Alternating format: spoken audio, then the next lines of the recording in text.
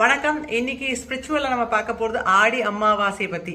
எல்லோருக்கும் ஆடி அமாவாசை நல்வாழ்த்துக்கள். அமாவாசை அப்படின்னாலே பித்ருக்களுக்கான தினம்னு எல்லாருக்குமே தெரியும். இந்த ஆடி மாசத்துக்கு விசேஷம் உண்டு. ஏன் அப்படின்னா தட்சிணாயன புண்ணிய காலம் ஆரம்பிச்ச ஃபர்ஸ்ட் அமாவாசை இந்த ஆடி மாசத்துல வர அமாவாசை தான். என்ன இதுல அப்படின்னா பித்ருலோகத்துல இருக்கிற நம்மளுடைய பித்ருக்கள் முன்னோர்கள் எல்லாரும் நம்ம பூலோகத்துக்கு வருவதாகவும் மகாலய அமாவாசை வரைக்கும் இங்க இருப்பதாகவும் ஐதீகம்.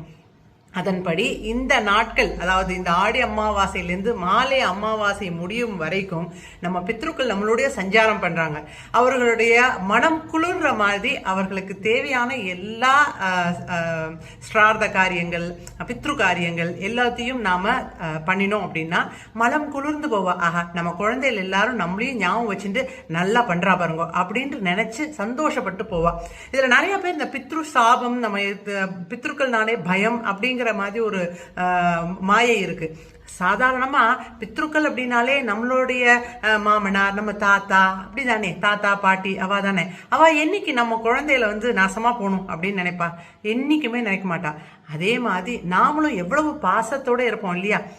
அந்த பாசத்தை நாம இந்த மாதிரியான பித்ரு காரியங்கள் மூலமா வெளிப்படுத்துறதுனால அவங்களும் சந்தோஷப்படுறது தான் இந்த ஒரு ஆடி அமாவாசையிலேருந்து மகாலய அமாவாசை வரைக்கும் உள்ள நாட்கள். சரீர ரூபத்துல அவங்க இல்ல இருந்தாலும் மனசுல இருக்கிற அவங்க மேல இருக்கிற அன்பும் பாசமும் மாறவே மாறாது இல்லையா?